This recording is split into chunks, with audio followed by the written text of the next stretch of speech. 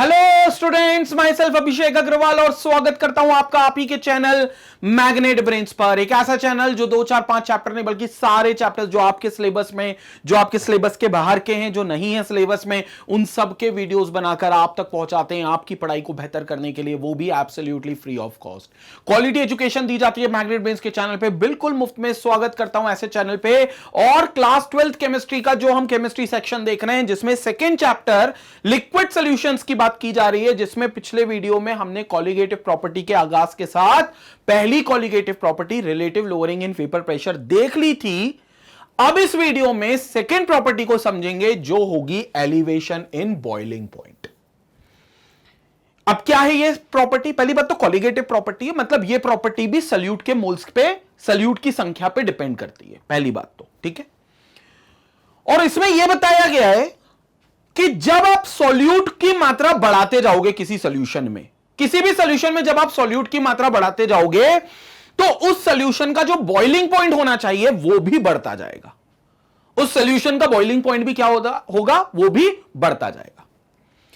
लेकिन देखो, पहले आपको बॉइलिंग पॉइंट इसमें क्लियर होना चाहिए कि भैया बॉइलिंग पॉइंट क्या है, बॉइलिंग पॉइंट होता क्या है। मेरी बात को समझना, जब लिक्विड का जो वेपर प्रेशर है, मतलब कोई भी लिक्विड सॉल्यूशन होगा, उसको आप पहले हीट करोगे, वो वेपर बनाएगा और वो वेपर प्रेशर लगाएगा। वो वेपर प्रेशर जिस टेम्परेचर पर एटमॉस्फेरिक प्रेशर के इक्वल हो जाए। आपका लिक्विड को आपने हीट किया, उसने वेपर बनाया, वेपर प्रेशर बना, वो वेपर प्रेशर उस लिक्विड का जब एटमॉस्फेरिक प्रेशर के इक्वल हो जाएगा, जिस टेम्परेचर पे ये हरकत होगी, उस टेम्परेचर पे हम बोल देंगे भैया ये बॉइलिंग पॉइंट है, इस लिक्विड का ये बॉइलिंग पॉइंट है। So the temperature at which the vapour pressure of the liquid becomes equal to the atmospheric pressure. और एटमॉस्फेरिक प्रेशर कितना होता है? 1 atm। हम 1 atm मानते हैं, या 1.02 बार में अगर लेना चाहो तो, या फिर 760 mm of Hg, mm of Hg, क्योंकि प्रेशर की तो बहुत सारी यूनिट होती है ना, तो हम 1 atm बोल देते हैं। तो 1 atm के बराबर जैसे ही हमारे लिक्विड का वेपर प्रेशर पहुंच गया, जिस टेम्परेचर पे वो पहुंच गया, वो टेम्परेचर उस लिक्विड का बॉइलिंग टेम्परेचर माना जाएगा, बॉइलिंग पॉइंट माना जाएगा। और ये प्रॉपर्टी कहती है कि जब किसी सॉल्यूशन के अंदर सॉल्यूट मिलाते जाओगे, तो उसका बॉइलिंग पॉइंट बढ़ता जाएगा और बढ़ता जाएगा। एग्जाम्पल देता हूं आपको, एग्जाम्पल से समझो मेरी बात को, कि सपोज करो मेरे पास ये पानी की बोतल है, ठीक है, ये अभी प्योर वाटर है, ये प्योर पानी है। इसके अंदर इस पानी को अगर मैं हीट करूंगा तो बच्चा जानता है कि ये कब बॉयल होगा। अगर ये नॉर्मल एटमॉस्फेरिक कंडीशन में रखा गया है तो बच्चा जानता है कि भैया ये 100 डिग्री सेल्सियस पे बॉयल होगा, 373 केल्विन पे बॉयल होगा, क्योंकि 100 डिग्री सेल्सियस इस पानी का प्योर पानी का बॉइलिंग पॉइंट है, ठीक है। तो भैया ये 100 डिग्री सेल्सियस पर बॉयल हो रहा है, और ये प्योर पानी, अभी ये सॉल्यूशन है ही नहीं, ये तो प्योर पानी है, 100 डिग्री सेल्सियस पे भाई साहब बॉयल होगा। अब अपन इसमें एक काम करते हैं, एक चुटकी सिंदूर नहीं, तुम लोग यार गलत जगह पहुंच जाते हो, एक चुटकी इसमें नमक डालते हैं, ठीक है, और एक चुटकी नमक डालते हैं, और अब इस सॉल्यूशन को चूल्हे के ऊपर रखते हैं और बोलते हैं भैया बॉईल करो अब इसको। और अब थर्मोमीटर घुसेड़कर इसका बॉइलिंग पॉइंट देखते हैं कि कितने टेम्परेचर पे बॉईल होगा। अब मेरे को बताओ क्या आंसर 100 डिग्री आएगा? सर एक मिनट, आपने पानी लिया था तब 100 डिग्री था, अब पानी में एक चुटकी नमक डाल दी, अब 100 नहीं सर, अब 100 डिग्री नहीं आएगा। बिल्कुल सही, अब नहीं आएगा। पता है अब क्या आएगा? अब 100 डिग्री से ज्यादा आएगा, क्योंकि अब ये सोल्यूशन बन गया है और इसमें जो नमक था वो सल्यूट बनकर आ गया है, तो उसके कारण इसके वेपर प्रेशर जो पहले जल्दी बन जाते थे, क्योंकि ये प्योर पानी था, तो इसके वेपर प्रेशर जो जल्दी बन जाते थे, अब वो जल्दी नहीं बनेंगे, अब वो बड़े आराम से बनेंगे, बहुत धीरे बनेंगे। वो वेपर प्रेशर बिल्कुल भी जल्दी नहीं बनेंगे। तो मतलब अब इस पानी के वेपर प्रेशर को 1 atm तक पहुंचने में समय लगेगा। पहले नहीं लग रहा था, लेकिन अब लगेगा जब नमक आ गया। क्यों? क्योंकि नमक के आने से सरफेस पे कुछ मॉलिक्यूल्स नमक के भी आ गए, नमक घुल जाएगा इसके अंदर, सॉल्यूशन बन जाएगा। तो पहले जो पूरे सरफेस पर पानी था, अब सरफेस पर नमक है, तो नमक ने कसम खाई है कि हम खुद वेपर नहीं बनेंगे और पानी को भी नहीं बनाने देंगे। तो ना हम खुद वेपर बनेंगे और ना पानी को बनाने देंगे। तो वेपर पानी के जो पहले आसानी से बन जाते थे, अब वो आसानी से नहीं बनेंगे, लेकिन पहुंचना तो 1 atm तक ही है। क्योंकि बॉइलिंग पॉइंट तो तभी आएगा जब ये वेपर प्रेशर लिक्विड का 1 atm पे पहुंच जाएगा। लेकिन अब नमक अवरोध पैदा कर रहे हैं, अब नमक विरोध कर रहे हैं कि नहीं भाई साहब अब आप वेपर नहीं बनाओगे, और पानी को बोल दिया कि तुम वेपर नहीं बनाओगे हमारे सामने रहते हुए। हालांकि अल्टीमेटली पानी बना लेगा, लेकिन उसको थोड़ी सी अब मेहनत करनी पड़ेगी क्योंकि उसका विरोध हो रहा है, नमक उसका विरोध करे, क्योंकि नमक मान लेते हैं नॉन वोलेटाइल सॉल्यूट हमने मिला दिया, तो अब वो वेपर प्रेशर जो पहले वो लगाता था, जितनी जल्दी लगाता था, अब उतनी जल्दी वो नहीं लगाएगा। और अब उसको 1 atm तक पहुंचने के लिए जिस प्रेशर पर पहुंचते से ही वो बॉईल होना शुरू कर देगा, उसको पहुंचने में समय लग जाएगा, और समय लग जाएगा तो हम कहेंगे बॉइलिंग पॉइंट बढ़ गया। तो भैया उसका बॉइलिंग पॉइंट बढ़ जाएगा, फिर नमक के पानी का बॉइलिंग पॉइंट बढ़ जाएगा। तुम और नमक डाल दो, 1 चुटकी की जगह तुम 2 चुटकी और डाल दो, तुमने नमक और बढ़ा दिया, सॉल्यूशन के अंदर सॉल्यूट की संख्या और बढ़ गई, मास बढ़ गया, मोल्स बढ़ गए, तो मतलब जो सॉल्यूशन नमक के पानी का अब बना है, अब उसका बॉइलिंग पॉइंट और बढ़ जाएगा। और नमक डालो और बॉइलिंग पॉइंट बढ़ गया, और नमक डालो और बॉइलिंग पॉइंट बढ़ गया। जितना नमक डालते जाओगे बॉइलिंग पॉइंट उतना बढ़ता जाएगा। इसे ही कहते हैं एलिवेशन इन बॉइलिंग पॉइंट। यही होता है भैया elevation in boiling point. Overview समझ में आ गया? बस यही पूरी कहानी है। अब यहां पर अब कितना एलिवेट होगा, कितना डिग्री सेल्सियस, कितना केल्विन, कितना एलिवेट होगा, यह हम बताते हैं इसी टॉपिक में। तो आइए टॉपिक को शुरू करते हैं और समझते हैं कि कितनी क्या चीजें एलिवेट होंगी और कितना क्या इसका बॉइलिंग पॉइंट होगा। तो शुरू करते हैं पहले सारी चीजों को देखते हुए, और सबसे पहले समझते हैं बॉइलिंग पॉइंट की डेफिनेशन क्या है। तो boiling point is the temperature at which the vapour pressure of a liquid becomes equal to the atmospheric pressure. And what is atmospheric pressure? It is 1 atm which is equal to 1.02 bar which is also equal to 760 mm of Hg। तो वो आपकी मर्जी, आप कौन सी unit ले रहे हो, unit में मेरे को कोई लड़ाई नहीं है, यूनिट आप कोई सी भी ले लो, बट एंश्योर कि वो एटमॉस्फेरिक प्रेशर होना चाहिए वैल्यू वाइज।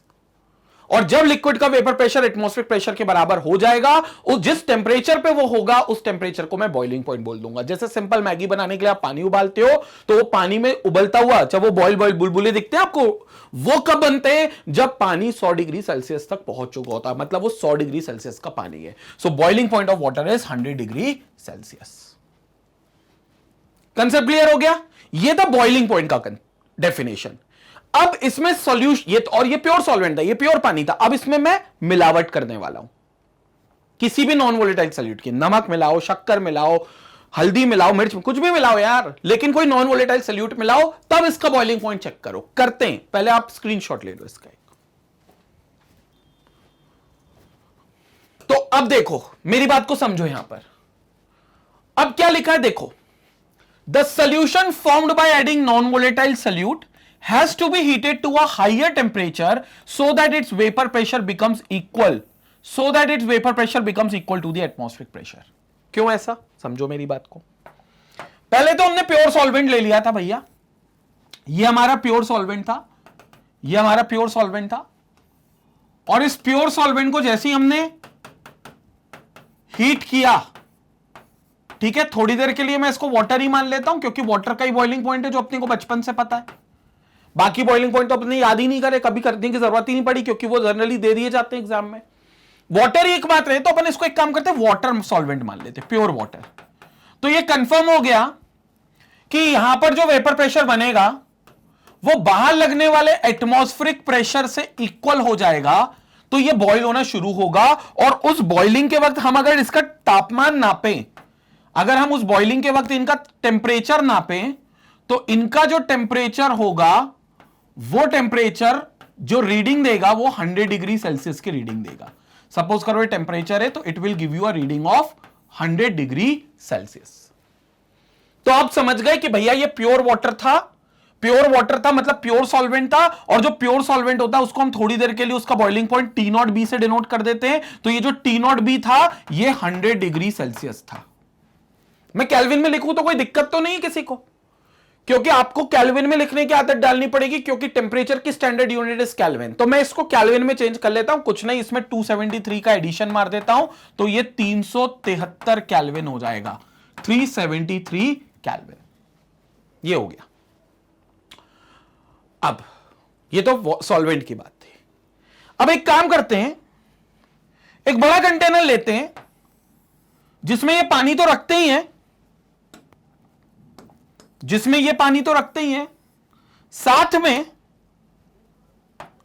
साथ में कुछ सॉल्यूट डाल देते हैं।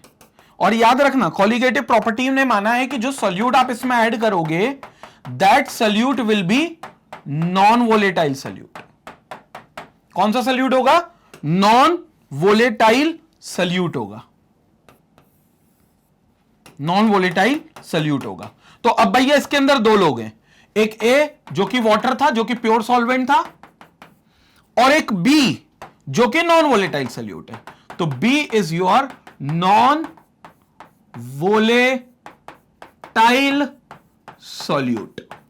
अब होगा क्या पता है?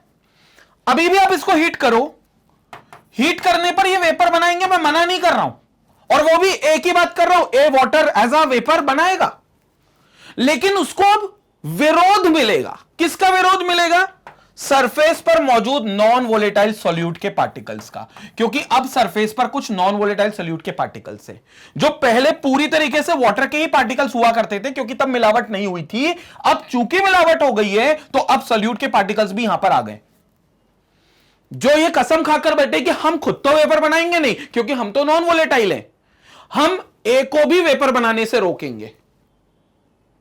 तो भाई साहब क्या होगा? ये कहानी आपको याद हो तो मैंने आपको बताई थी। जैसे मानकर चलो मेरे को एक कोचिंग क्लास में मैं पढ़ा रहा हूं, और मुझको लगता है कि कोचिंग क्लास का साइज थोड़ा छोटा हो, बच्चों के एडमिशन ज्यादा हो गए, तो एक काम करते हैं, बगल वाली दीवार को सरका लेते हैं और अंदर वाला कमरा भी ले लेते हैं अंदर। वो याद है मुन्ना भाई में बोलते हैं ना, यार कमरा थोड़ा छोटा, तो सर्किट बोलता है भाई एक काम करते हैं, ये दीवार को सरकाते और बगल वाला कमरा भी अंदर ले लेते। तो वैसे मैंने भी सोचा, और मैं कोचिंग क्लास शुरू होने से पहले जो टाइम था बच्चों का 4 बजे, मैं 3:30 बजे आया और मैं इस दीवार को धक्का देने लग गया। बेवकूफी कर रहा हूं, कुछ ना कुछ तो करते ही रहते हैं अपन। तो अपन ने इसको धक्का देना शुरू करा, और मैंने कहा दीवार गिरा दूंगा इसको, और बगल वाले कमरे को ज्वाइन कर लूंगा। इतने में बच्चे आ गए। बच्चे ने कहा कि यार मास्टर साहब क्या हो गए, पागल वागल हो गए, लगता है ऐसा लग रहा है कि ये क्या करना चाहते, दीवार वीवार गिरा देंगे, मतलब फालतू का खर्चा होगा, क्लास व्लास डिस्टर्ब होगी, तो मास्टर साहब को रोको। अब मैं चाहता था इस दीवार को गिराना, लेकिन कुछ लोग आ गए विरोध में। तो मैं पहले एक प्रेशर लगा रहा था इस दीवार पे, मान लो वो प्रेशर था 10 बार का, लेकिन अब कुछ लोग आ गए जो विरोध करने लगे। उनने कहा हम तो दीवार गिराएंगे नहीं और सर को भी नहीं गिराने देंगे, तो वो मेरे को रोकने लग गए। तो अब मैं पूरी क्षमता से 10 बार का प्रेशर नहीं लगाऊंगा, अब मैं 10 बार से कम लगाऊंगा, यानी कि मेरा वेपर प्रेशर कम हो जाएगा, यानी कि मेरे द्वारा लगने वाला दीवार पे जो प्रेशर होगा वो कम हो जाएगा। 9 हो जाएगा, 9.5 होगा, 8.25 होगा, 8.5 होगा, कुछ भी होगा, लेकिन 10 बार से कम हो जाएगा। ये करते हैं नॉन वोलेटाइल सॉल्यूट, ये होते हैं नॉन वोलेटाइल सॉल्यूट। खुद तो वेपर बनाते नहीं है, दूसरों को भी नहीं बनाने देते। तो अब पानी बोलेगा भाई अब तो मैं वेपर बड़े आराम से बना पाऊंगा, क्योंकि मेरे को बहुत मेहनत करनी पड़ेगी वेपर बनाने में। हमने कहा ठीक है बना, कोई टेंशन की बात नहीं है, तू बना वेपर। तो पानी ने कहा ठीक है, लेकिन आपको कितना चाहिए? हमने कहा हमें चाहिए तो भैया वही जो हमने पहले बोला था, हमें चाहिए 1 atm, क्योंकि जब तू 1 atm पर जाएगा तभी तो तू बॉइल होगा, और तभी तो हम तेरा बॉइलिंग पॉइंट ये बोल सकेंगे। मतलब हमें तो चाहिए कि तुम 1 atm के बराबर ही जाओ जो पहले जा रहे थे। तो इसने बोला सर अब मुझको क्योंकि विरोध मिल रहा है, तो पहले तो मैं 1 atm तपाक से पहुंच जाता था और आपको ज्यादा हीट नहीं देने की जरूरत थी। जैसी टेम्परेचर 100 डिग्री सेल्सियस पहुंचा मैं 1 atm पे पाया जाता था, लेकिन अब 1 atm तक आते आते मेरे को बहुत मेहनत लगेगी और बहुत टाइम भी लगेगा, और आपको मुझे ज्यादा हीट देनी पड़ेगी। ऐसा ये बोल रहा है कि आप मुझे ज्यादा हीट दो, और ज्यादा हीट लेकर अब मैं 1 atm तक जाऊंगा, यानी कि इसका जो टेम्परेचर अब आएगा वो टेम्परेचर अब 100 डिग्री से बहुत ऊपर के टेम्परेचर पर आएगा। तो अब जो टेम्परेचर यहां पर मिलेगा, ये टीबी मैं उसका लिख देता हूं, यहां पर लाइन खींच देता हूं एक, ताकि आपको क्लियर अंडरस्टैंडिंग हो। और अब ये जो टेम्परेचर आ रहा है, ये it will be more than 100 degree Celsius, 100% more than. और अब मैं टीबी लिख रहा हूं, टी नॉट बी नहीं लिख रहा। पूछो क्यों? क्योंकि ये टीबी अब जो है ये बॉइलिंग पॉइंट ही है, लेकिन अब ये इंप्योर स्टेट का है, सॉल्वेंट का ही है, या कह लो सोल्यूशन का ही है, क्योंकि अब तो ये पूरा सोल्यूशन हो गया, लेकिन अब वो इंप्योर स्टेट में है। पहले नॉट क्यों लगाया? क्योंकि वो प्योर था, क्योंकि प्योर पानी था। अब प्योर पानी नहीं है, अब क्या है, अब सोल्यूशन है, यानी कि सोल्यूट मिक्स हो चुका है। तो अब मैंने टीबी लिख दिया, but ensure this TB will be greater than 100 degree Celsius. अगर पहले 100 था तो अब 100 से बढ़ जाएगा, यानी कि 373 केल्विन से ज्यादा होगा। तो मैं केल्विन में ही लिखता हूं, तो ये जो टेम्परेचर होगा ये 373 केल्विन से ज्यादा होगा। So always remember this TB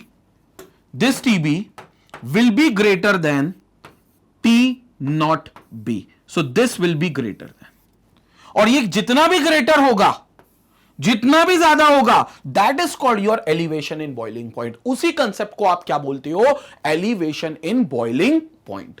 तो आप बोलोगे बॉइलिंग पॉइंट एलिवेट हो गया, बढ़ गया। समझ में आया कंसेप्ट?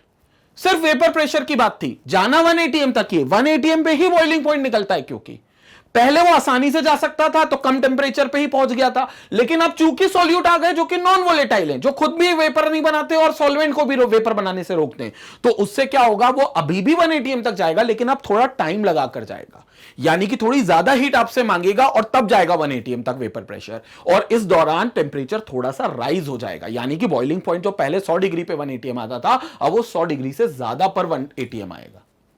क्लियर हो गया?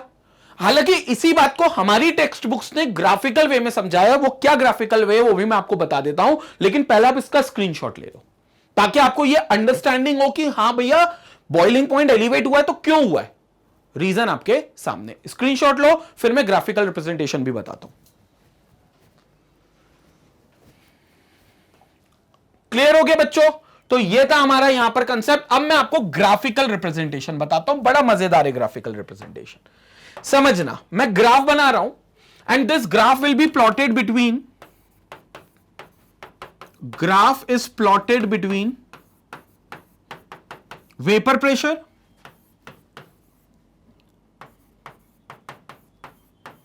between vapor pressure and temperature.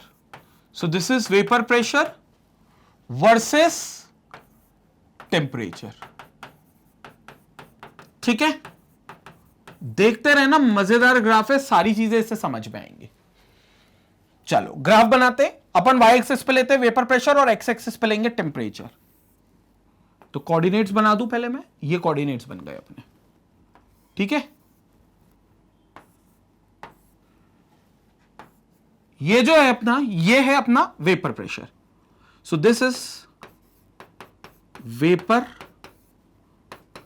Pressure, ठीक है। ये है अपना temperature, so this is temperature.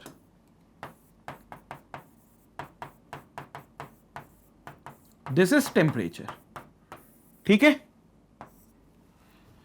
अब ध्यान से सुनना बच्चों मेरी बात।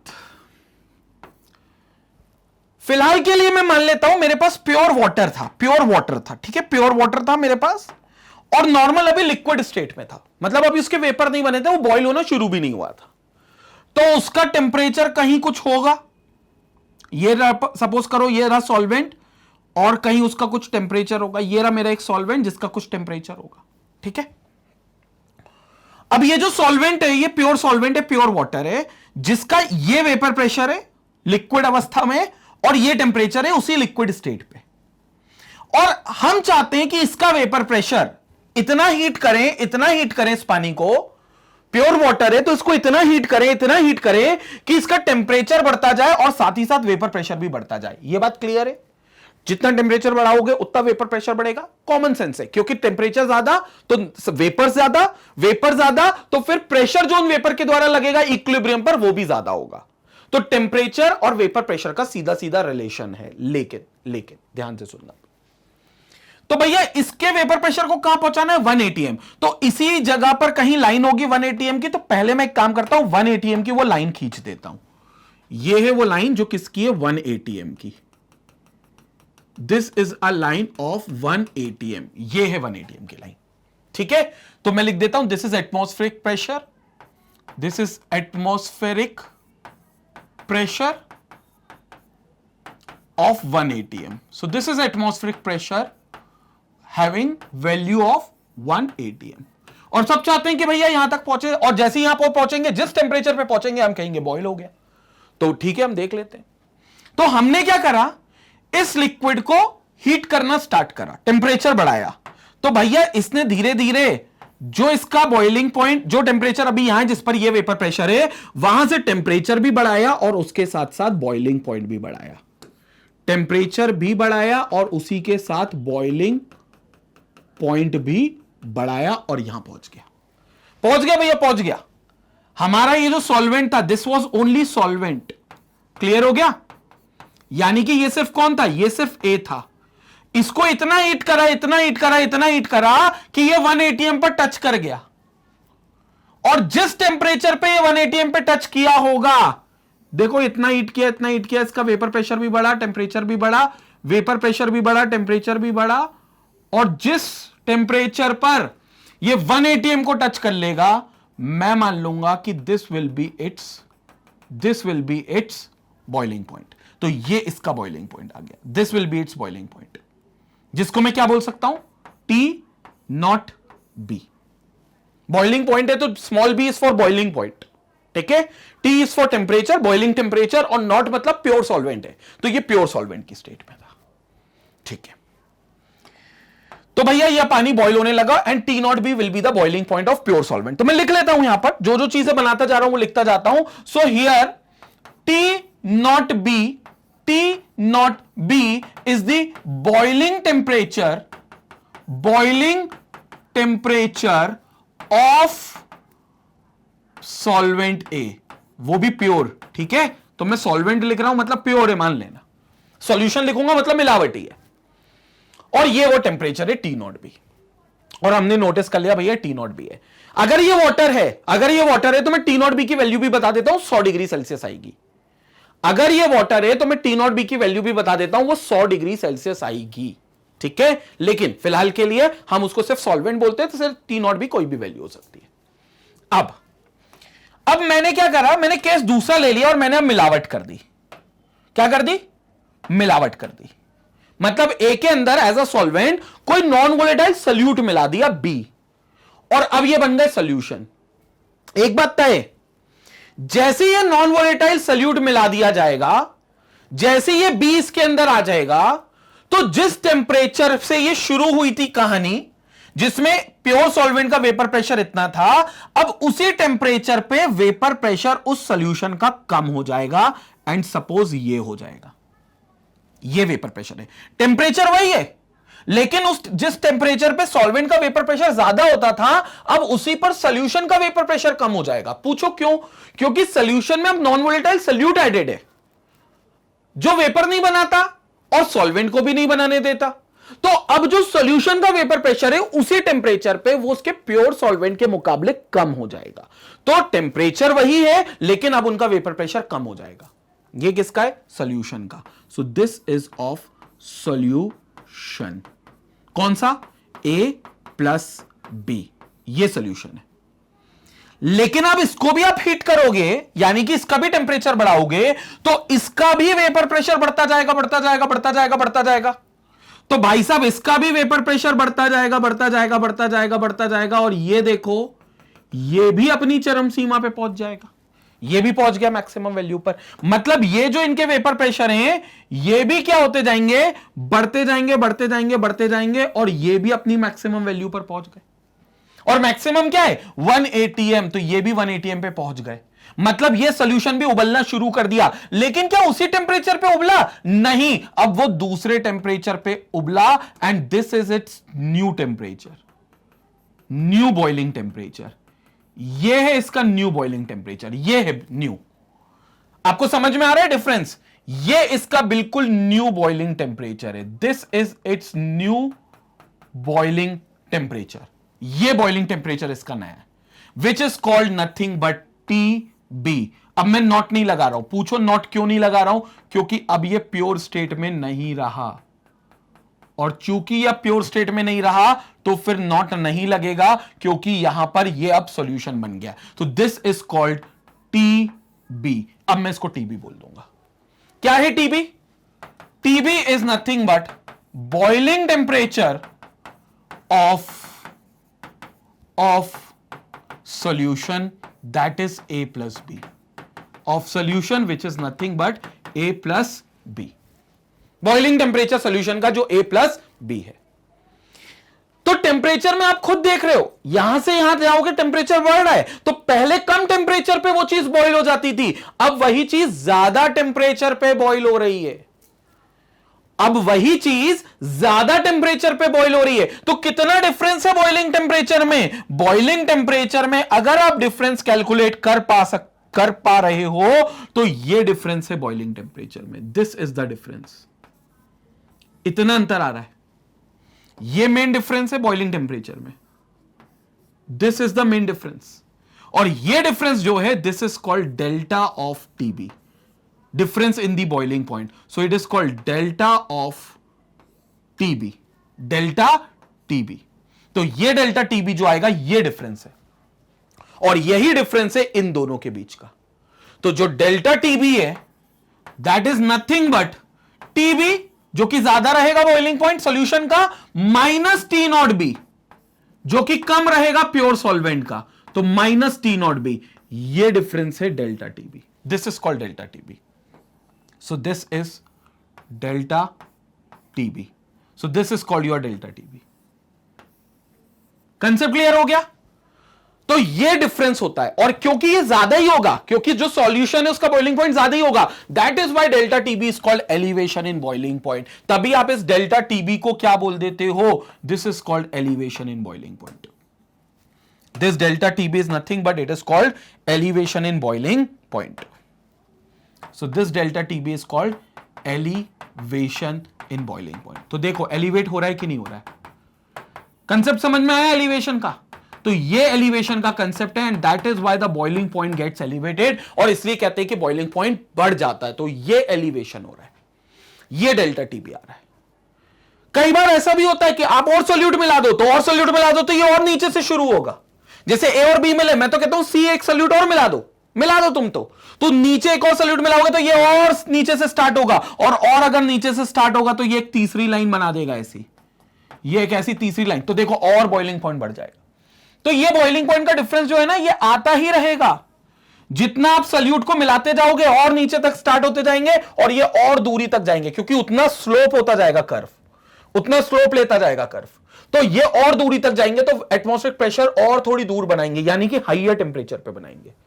जितने सल्यूट आप ऐड करोगे उतने ज्यादा हाइयर टेम्परेचर सॉल्यूशन का बॉइलिंग टेम्परेचर होता जाएगा। इसीलिए बॉइलिंग पॉइंट जो है वो एक कॉलिगेटिव प्रॉपर्टी है सॉल्यूशन की, क्योंकि जितना सॉल्यूट आप ऐड करते जा रहे हो उतना उसका बॉइलिंग पॉइंट बढ़ता जा रहा है और आगे तक जाता जाएगा। ये और लाइन आगे तक आपको बॉइलिंग टेम्परेचर्स मिलेंगे। ये रीजन है। समझ में आया आपको डेल्टा टीबी? ये सारी कहानी आपको समझ में आ गई? क्लियर हो गया? एटमॉस्फेरिक प्रेशर को बराबर सबको जाना है, तो ये बात को ध्यान रखना कि एटमॉस्फेरिक प्रेशर में कोई चेंजेस ना हो। तो ये एटमॉस्फेरिक प्रेशर है, इसी वैल्यू तक सबको जाना है, ठीक है? तो ये चेंजेस आपको देखना है कि एटमॉस्फेरिक प्रेशर तक ही वो चीजें क्या रहे, वहां पर बनी रहे। और ये डेल्टा टीबी जो आएगा, ये आपका एलिवेशन इन बॉइलिंग पॉइंट होगा। अब ये तो ग्राफिकल तरीका हो गया, लेकिन क्या हम डेल्टा टीबी को मैथमेटिकली निकाल सकते हैं? बिल्कुल निकाल सकते हैं। कैसे निकालते हैं मैं आपको एक्सप्लेन करता हूं, लेकिन पहले आप इसका एक स्क्रीनशॉट ले लो, ताकि हम लोग इसके बाद का वीडियो में डेल्टा टीबी का मैथमेटिकल कैलकुलेशन भी देख सके। आप जल्दी से स्क्रीनशॉट लो।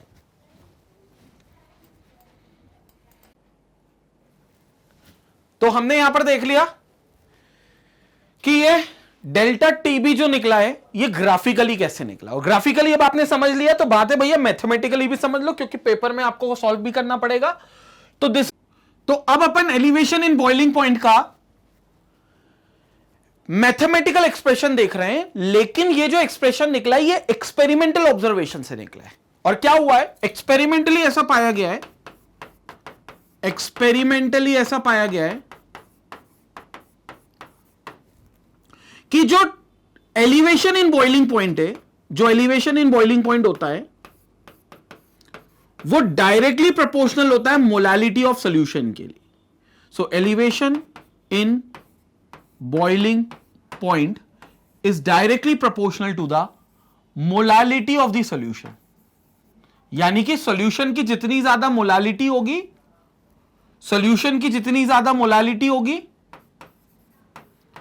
उतना ज्यादा एलिवेशन होगा बॉइलिंग पॉइंट में। वो मोलालिटी के डायरेक्टली प्रोपोर्शनल है, मोलालिटी के। ठीक है, अब ध्यान से समझना, एलिवेशन इन बॉइलिंग पॉइंट को हम डेल्टा टी भी बोलते हैं, which is directly proportional to m, that is called molality. ठीक है, तो ये delta T B is directly proportional to m, which is called your molality. ये जो मोलालिटी है ये सोल्यूशन की मोलालिटी है। याद करो, moles per KG of the solvent, number of moles of solute dissolved पर केजी ऑफ द सॉल्वेंट, ये वही वाली मोलालिटी है और इससे डायरेक्टली प्रोपोर्शनल होगा। तो डेल्टा टीबी, प्रोपोर्शनलिटी का साइन ओपन करेंगे तो delta TB will be equal to KB, अब ये कांस्टेंट आ गया केबी इनटू मोलालिटी। सो ये कांस्टेंट आ गया KB which is called molal elevation constant, this KB is called molal elevation constant और ebullioscopic constant.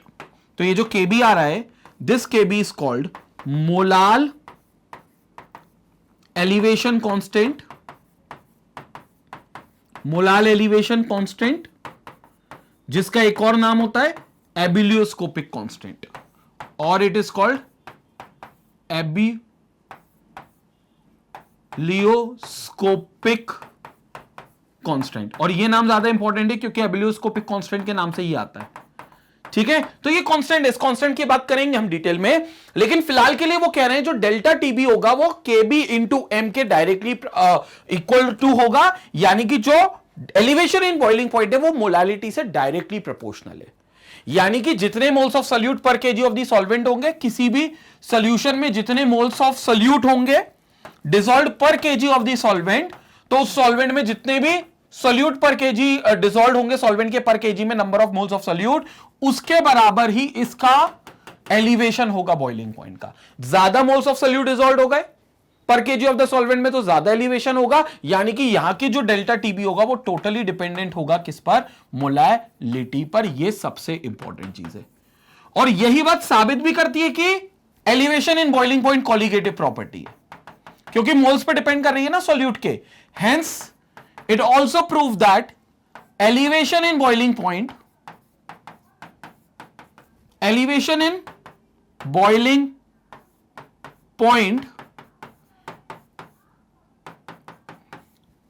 is a colligative property. It's a colligative property. So elevation in boiling point is a colligative property. ये साबित होता है।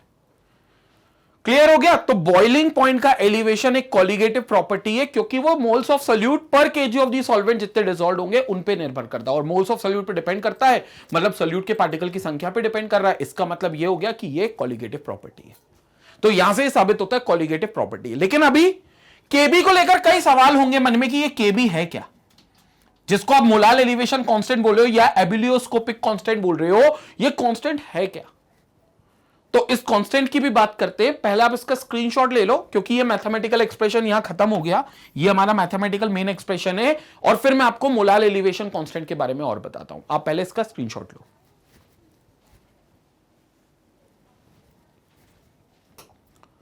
अब बात करते हैं केबी की। सो ये रहा हमारा delta TB equal to KB into M. ठीक है, अब अगर केबी निकालना है तो एक काम करते हैं, हम सॉल्यूशन की मोलालिटी 1 मान लेते हैं। मोलालिटी 1 मान लेते मतलब एक ऐसे सॉल्यूशन की बात करते हैं जिसके अंदर सॉल्यूट के 1 मोल डिसॉल्व्ड हैं पर केजी ऑफ द सॉल्वेंट में, तब हम कहेंगे सॉल्यूशन की मोलालिटी 1 होगी। देखो, delta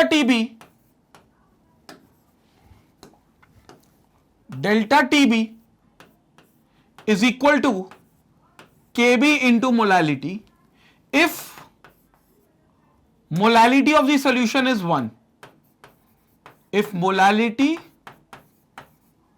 of the solution is unity बोले तो 1 is 1। और ये कब होगा मोलालिटी 1? मोलालिटी होती क्या है? अगर कोई मोलालिटी पूछे तो मोलालिटी होती क्या है? Molality is moles upon weight of solvent. So it's moles of solute divided by weight of solvent in KG, और अगर मुझे इसको 1 रखना है तो 1 मोल होने चाहिए 1 केजी सॉल्वेंट के अंदर, तो मैं क्या कह सकूंगा कि मोलालिटी जो आ रही है वो 1 आ रही है। मतलब एक ऐसे सॉल्यूशन की बात कर रहे हैं जिसमें 1 केजी सॉल्वेंट के अंदर सोल्यूट का 1 मोल ही मौजूद होगा, तो हम कह सकते हैं मोलालिटी 1 होती है। और अगर बच्चों मोलालिटी 1 हो गई तो इस इक्वेशन को मैं क्या लिख सकता हूं, अगर मोलालिटी 1 हो गई तो equation can be rewritten as delta TB is equal to K B. Delta TB को मैं के बी के इक्वल लिख सकता हूं। इसका मतलब क्या हुआ पता है, जो मोलाल एलिवेशन कांस्टेंट जिसको समझने के लिए आप इतनी मेहनत कर रहे हो वो है कुछ नहीं, वो simple elevation in boiling point के बराबर ही है। मतलब जो मोलाल एलिवेशन कांस्टेंट है वो कुछ नहीं है, एलिवेशन इन बॉइलिंग पॉइंट के बिल्कुल बराबर है एक ऐसे सॉल्यूशन के लिए जिसकी मोलालिटी 1 है, जिसकी मोलालिटी 1 है, यानी कि जिसके अंदर 1 मोल ऑफ सॉल्यूट प्रेजेंट है पर केजी सॉल्वेंट के अंदर।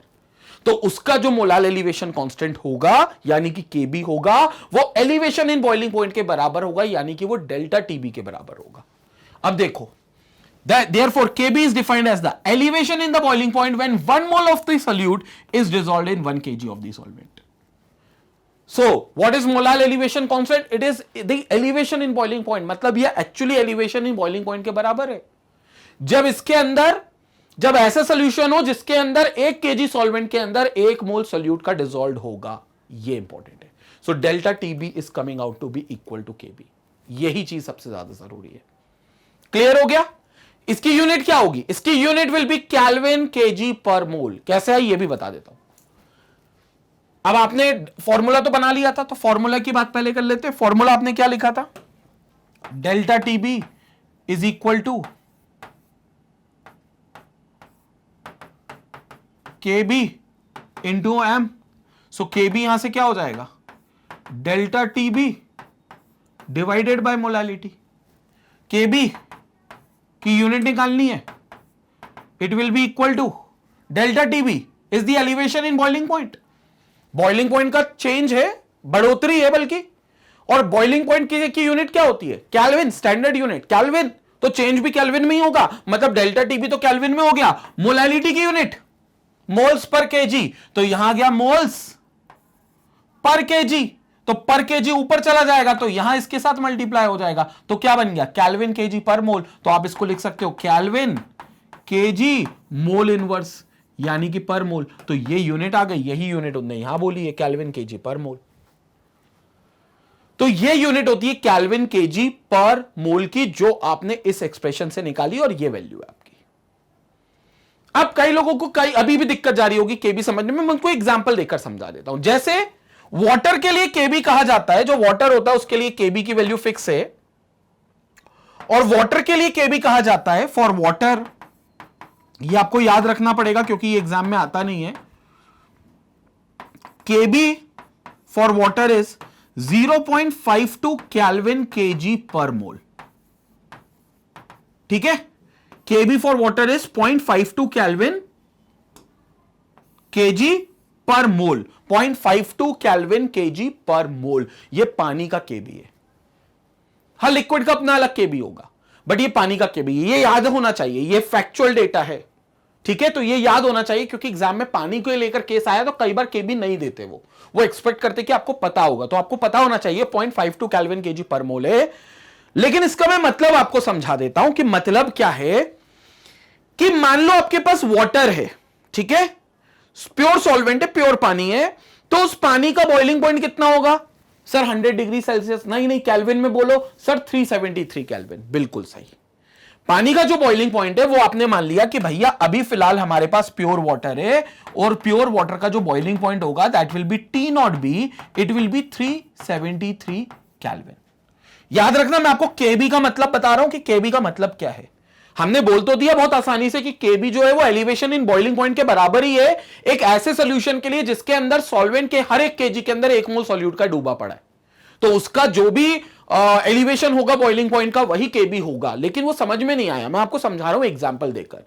पानी हमने ले लिया, पानी का बॉइलिंग पॉइंट टी नॉट भी कितना मान लिया 373 kelvin, that is 100 degree Celsius.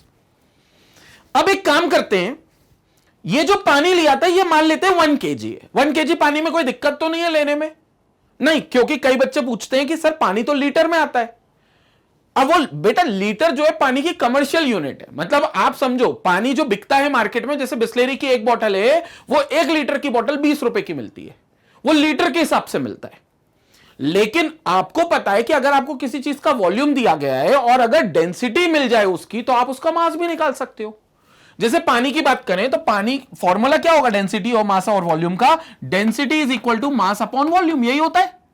तो अगर आपको पानी का वॉल्यूम मालूम है तो मल्टीप्लाई कर दो डेंसिटी से, तो मास आ जाएगा।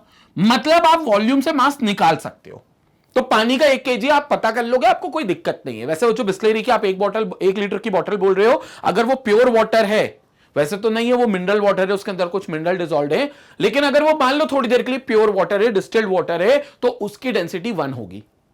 यानी कि उस बिस्लेरी की बोतल का वेट 1 kg होगा। अगर वो 1 लीटर है तो 10 लीटर है तो 10 kg होगा। क्लियर हो गई बात? पानी में जितना वॉल्यूम उतना ही kg होता है, क्योंकि डेंसिटी 1 होती है, तो मास इक्वल टू वॉल्यूम हो जाता है। ये बात अलग है।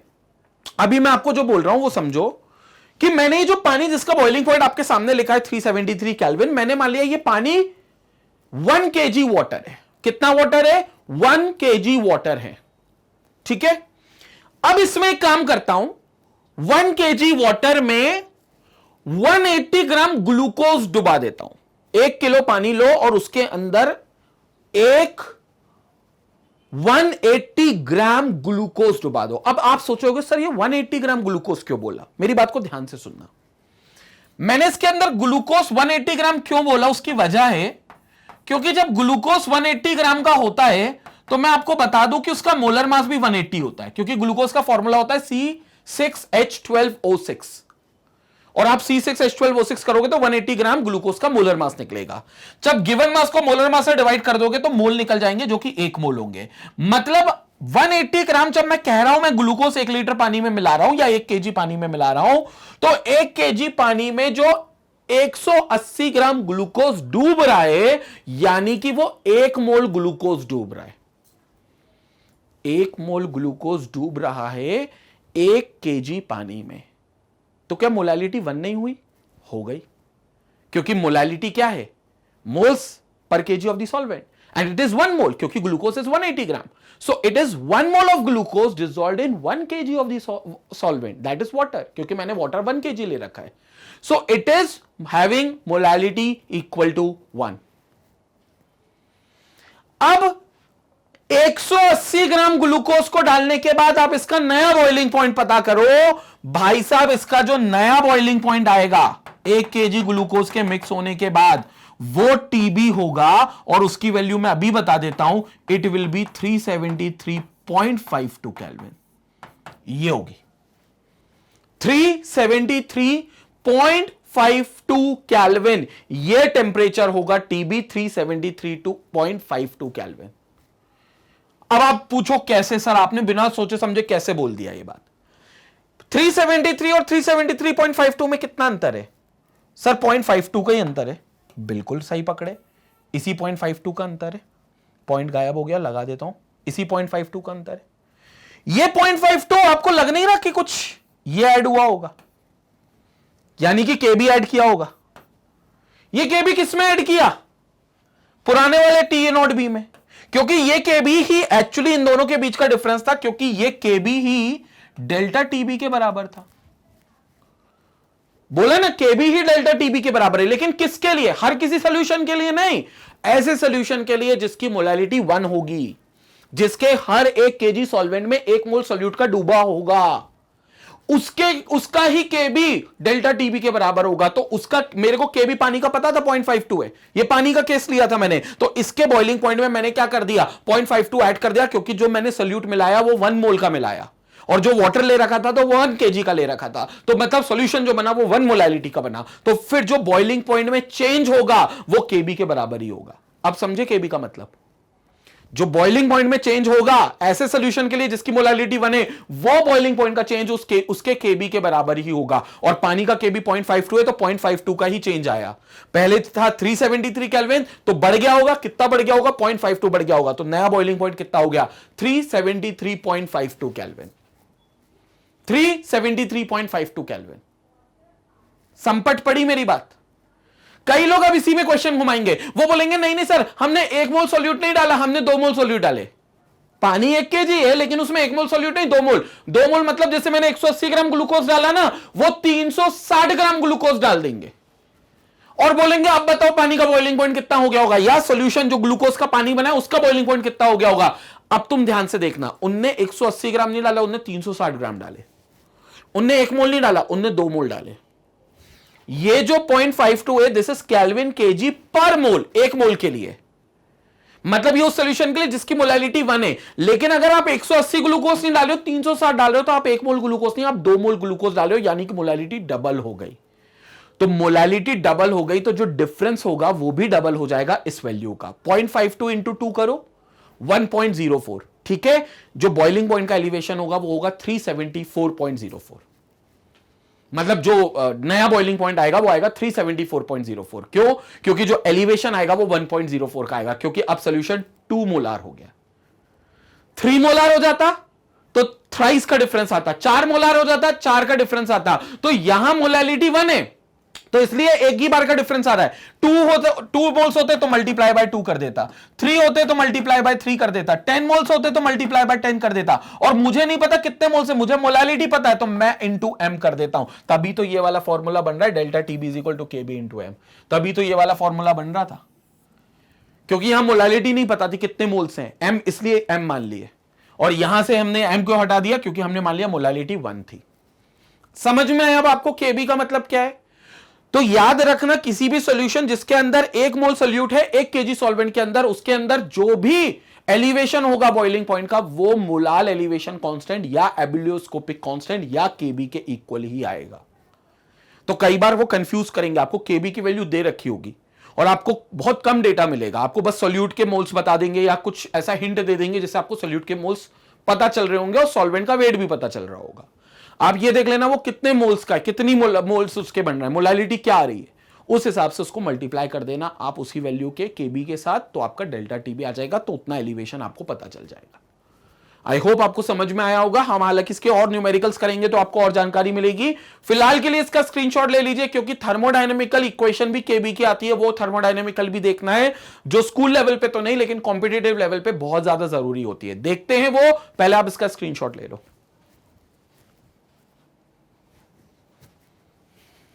ठीक है बच्चों, तो ये हो गया हमारे केबी का डेटा। अब देखते हैं मोलाल एलिवेशन कांस्टेंट थर्मोडायनेमिकली क्या कहता है। तो थर्मोडायनेमिकली बहुत सिंपल इक्वेशन है यहां पर, KB is equal to M R T naught B का square upon 1000 into delta H of V, that is enthalpy of vaporisation. ये केबी सिंपल आपका थर्मोडायनेमिक्स से निकला। अभी हमको ये कहां से आया इसका डेरिवेशन अभी फिलहाल नहीं देखना, बट हम कह सकते हैं जो एम है वो मॉलिक्यूलर मास है सॉल्वेंट का, जिसका आप केबी निकाल रहे हो। आर जो है वो गैस कांस्टेंट है, यूनिवर्सल गैस कांस्टेंट, जिसकी वैल्यू फिक्स होती है 8.314 joule per kelvin per mole. 1000 T naught B is the boiling point of the pure solvent, जो प्योर सॉल्वेंट है उसका बॉइलिंग पॉइंट है। And 1000 is a constant, delta H V is the enthalpy of vaporization, so it is called molar enthalpy of vaporization of the solvent. जब ये data आपको किसी का होता है तो आप उसका केबी निकाल सकते हो, जैसे कि मैंने केबी फॉर वाटर निकाला है। याद रखना, फिर से लिख देता हूं, KB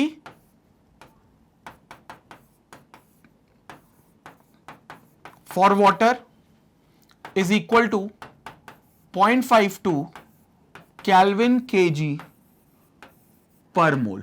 So it is 0.52 Kelvin kg per mole. This is KB for water. तो ये बात याद रखना, जब आप पानी के लिए सारा डेटा रखते हो, पानी का मॉलिक्यूलर मास रखते हो, आर तो कांस्टेंट है ही सभी के लिए, पानी के लिए नहीं है, सभी के लिए 8.314 जूल पर केल्विन पर मोल ही है।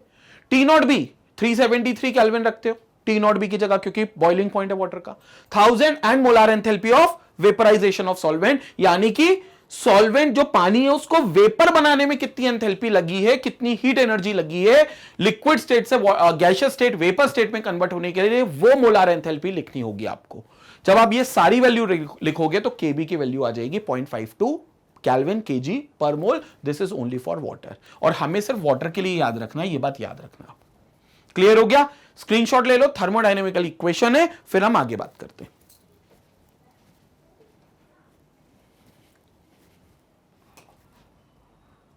तो बच्चों ये हो गया हमारा मोलार एलिवेशन कांस्टेंट जो हमारा केबी था। अब इसमें एक और चीज जुड़ी हुई आती है, वो आती है डिटर्मिनेशन ऑफ मॉलिक्यूलर मास। अब आप बोलोगे सर ये तो पहले भी कर चुके हो, बिल्कुल कर चुके हो, लेकिन वो जो मॉलिक्यूलर मास का एक्सप्रेशन था वो आपने आरएलवीपी के लिए निकाला था, relative lowering in vapour pressure के लिए निकाला था। हर कॉलिगेटिव प्रॉपर्टी के लिए आपको सॉल्यूट के मॉलिक्यूलर मास का एक्सप्रेशन निकालना होगा। पूछो क्यों? क्योंकि जो सॉल्यूट का मोलर मास का एक्सप्रेशन होगा उस पर सीधा सीधा क्वेश्चन आता है, क्योंकि वो बोलते हैं कि हमने कोई अननोन सॉल्यूट मिलाया पानी के अंदर जिससे उसका बॉइलिंग पॉइंट फलाना फलाना बढ़ गया, वो ऐसा दे देते। बताओ वो अननोन सॉल्यूट का मॉलिक्यूलर मास कितना है? क्वेश्चन हमने जो पहले फॉर्मूला लिखा था उससे भी हो सकता है, लेकिन हम कंपटीशन एग्जाम में जब टाइम को फेस करेंगे कि हमको टाइम के अगेंस्ट में हमारी लड़ाई चलेगी, क्योंकि हमें एक लिमिटेड सेकंड्स में एक क्वेश्चन सॉल्व करना है, तो कई बार हमें वो एक्सप्रेशन को डिराइव करने में टाइम लग जाएगा कि मॉलिक्यूलर मास इससे क्या निकलेगा। तो हम मॉलिक्यूलर मास का एक्सप्रेशन पहले से ही आपको बनाकर दे देते हैं। कैसे होगा पहले हम देख लेते हैं। पहले मैं एक्सप्रेशन आपको सामने लिख देता हूं। अभी तक हमने देखा डेल्टा टीबी जो है वो delta TB is nothing but it is equal to KB into molality. ठीक है, अच्छा मोलालिटी क्या होती है आपको पता है? What is molality? Molality is equal to moles of solute, moles of solute upon weight of solvent. So this is moles of solute upon weight of solvent. Weight बोलो या मास बोलो, दोनों बातें एक ही हैं। This should be in KG. ठीक है, मोल्स आपको पता है क्या होते हैं? सॉल्यूट का given mass upon molar mass, और जिसको आप मॉलिक्यूलर मास भी बोल सकते हो। मॉलिक्यूलर मास और मोलर मास में बस इतना अंतर है कि जब मॉलिक्यूलर मास को ग्राम में लिख लोगे तो वो ग्राम मॉलिक्यूलर मास कहलाएंगे, जिसको आप मोलर मास भी बोल सकते हो। तो molality will be equal to moles of solute मतलब given mass, given mass of solute मतलब WB। बी क्यों बोल रहा हूं? क्योंकि भैया ए जो होता है वो सॉल्वेंट होता है, ए जो होता है वो सॉल्वेंट होता है, और बी जो होता है वो सॉल्यूट होता है। सो ए इज सॉल्वेंट। ऐसा कोई मैंडेटरी नहीं है, लेकिन शुरू से अपन यही लेकर चल रहे हैं क्योंकि स्टैंडर्ड बुक्स इसी को ए और बी मानती हैं, तो अपन इसी को लेकर चलते हैं। तो it is WB upon molar mass of solute that is MB into weight of solvent is that is WA। ठीक है, ये हो गई आपकी मोलालिटी।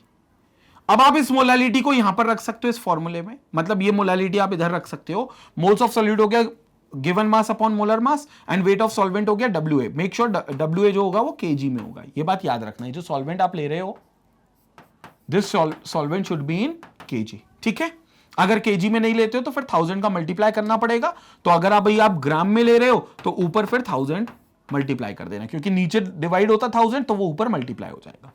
तो ये आपका मोलालिटी का एक्सप्रेशन बन गया। अब इस एक्सप्रेशन को इसमें रख दो तो क्या हो गया? फिर से delta TB is equal to KB into molality क्या आ गई? WB into 1000 divided by MB into WA which is in gram, which is in gram. ठीक है, तो ये आपकी डेल्टा टीबी आ गया। अब यहां से MB निकालना है तो MB को यहां ले जाओ, तो एक्सप्रेशन क्लियर हो गया आपका। ये हो गया यहां से एक्सप्रेशन। सो MB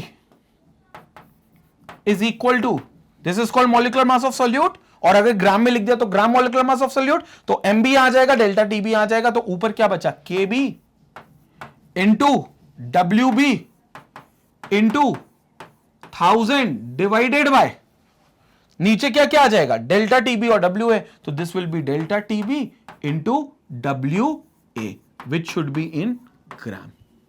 क्लियर हो गया? तो ये आपका MB का एक्सप्रेशन आ गया। डेल्टा टीबी को कई बार खोलकर भी लिखा जाता है, क्योंकि सॉल्वेंट का वेपर प्रेशर, सॉल्वेंट का बॉइलिंग पॉइंट अलग दिया जाता है और वैसे अलग दिया जाता है, तो डेल्टा टीबी को आप खोलकर भी लिख सकते हो। तो एक और एक्सप्रेशन मिल जाएगा जो क्या होगा? Which can be written as MB is equal to K B into W B into 1000 divided by delta TB की जगह आप लिख सकते हो T B, that is boiling temperature of solution, minus T naught B, that is boiling temperature of pure solvent, into W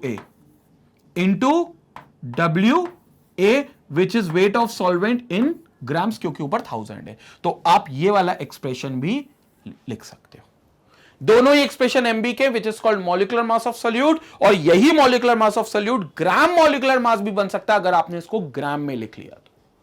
clear हो गया बच्चों? तो ये है मॉलिक्यूलर मास का एक्सप्रेशन, और इस तरीके से हम लोग इसको डिराइव कर सकते हैं। हालांकि डेरिवेशन में टाइम ज्यादा जाता है, इसलिए बोला जाता है कि कई बार आप इसको डायरेक्ट याद कर लो ताकि कॉम्पिटेटिव एग्जाम में सीधा मॉलिक्यूलर मास के फॉर्मूले को रख सको। ये फॉर्मूला कुछ नहीं है, मैंने इसी फॉर्मूले से डिराइव किया, ये था हमारा मेन फॉर्मूला जिससे मैंने ये डिराइव किया है। ठीक है, तो कोई रॉकेट साइंस नहीं है, आप डिराइव करना चाहो डिराइव कर लो। बोर्ड लेवल पर आपको काफी टाइम मिलेगा, इसलिए आप बोर्ड लेवल पर डिराइव करके कर सकते हो। कॉम्पिटेटिव एग्जाम में ये एक्सप्रेशन सीधा याद भी कर सकते हो। क्लियर हो गया? स्क्रीनशॉट लेंगे, यहां पर हमारा खत्म होती है second colligative property. Video conclude किया जाएगा, लेकिन आप स्क्रीनशॉट पहले ले लो। तो ये था स्टूडेंट हमारा एलिवेशन इन बॉइलिंग पॉइंट, जो कि दूसरी कॉलिगेटिव प्रॉपर्टी थी और बहुत जरूरी कॉलिगेटिव प्रॉपर्टी थी, क्योंकि ये सबसे, चारों कॉलिगेटिव प्रॉपर्टी में बात करूं तो ये सबसे ज्यादा पूछी जाती है property, elevation in boiling point. और ये मानना आप कि सॉल्यूशन जितना ज्यादा सोल्यूट अपने अंदर ऐड करता जाएगा उतना उसका बॉइलिंग पॉइंट बढ़ता जाएगा। हमने पानी का केस ले लिया था जो 373 केल्विन के टेम्परेचर पे बॉईल होता था नॉर्मल कंडीशन पे। उसमें नमक की 1 चम्मच मिलाओगे, बॉइलिंग पॉइंट बढ़ जाएगा, दूसरी चम्मच मिलाओगे और बढ़ जाएगा, तीसरी चम्मच, और जितना नमक मिलाते जाओगे बॉइलिंग पॉइंट उतना बढ़ता जाएगा। इसलिए इस बॉइलिंग पॉइंट की बढ़ोतरी को कॉलिगेटिव प्रॉपर्टी माना गया है, कि सॉल्यूट के पार्टिकल्स की संख्या पे निर्भर कर रही है। जितना ज्यादा सॉल्यूट उतना ज्यादा एलिवेशन बॉइलिंग पॉइंट में। तो एलिवेशन इन बॉइलिंग पॉइंट हमेशा ज्यादा होता है, और ये इसलिए होता है क्योंकि वेपर प्रेशर में कमी आ जाती है सॉल्यूट के आ जाने से, क्योंकि सॉल्यूट बोलते हैं हम खुद वेपर भी नहीं बनाएंगे और उसको भी वेपर बनाने नहीं देंगे, तो वेपर प्रेशर में कमी आती है। तो याद रखना, जब भी वेपर प्रेशर में कमी आएगी मतलब आपका बॉइलिंग पॉइंट बढ़ जाएगा। तो आप ऐसा भी कह सकते हो boiling point is inversely proportional to vapour pressure. कम vapour pressure, more is the boiling point, more is the vapour pressure, less will be the boiling point. ये भी बहुत इंपॉर्टेंट आपका रिलेशन है, आप ऊपर स्टार बना के लिख सकते हो, boiling point is inversely proportional to vapour pressure. ठीक है, और ऐसे ही मजेदार वीडियोस हम आगे भी जारी रखेंगे। जो थर्ड कॉलिगेटिव प्रॉपर्टी आपको मिलेगी डिप्रेशन इन फ्रीजिंग पॉइंट की, उसमें भी बहुत हद तक सेम होगा, बस कहानी पूरी उल्टी होगी क्योंकि वो फ्रीजिंग पॉइंट की बात की जाएगी। और ऐसे ही धमाकेदार और वीडियोस के लिए आप आते रहिए मैग्नेट ब्रेन्स के चैनल पर और magnetbrains.com पर, जहां पर आपको मिलेंगे हर चैप्टर, हर सब्जेक्ट के एक्सक्लूसिव वीडियोस जो आपकी पढ़ाई को बेहतर करने के लिए magnetbrains.com पर अपलोडेड है, जिन्हें आप वहां से एक्सेस कर सकते हैं और वहीं से इनसे जुड़े हुए नोट्स को भी डाउनलोड कर सकते हैं। Thank you for watching us, stay connected, stay educated, take care.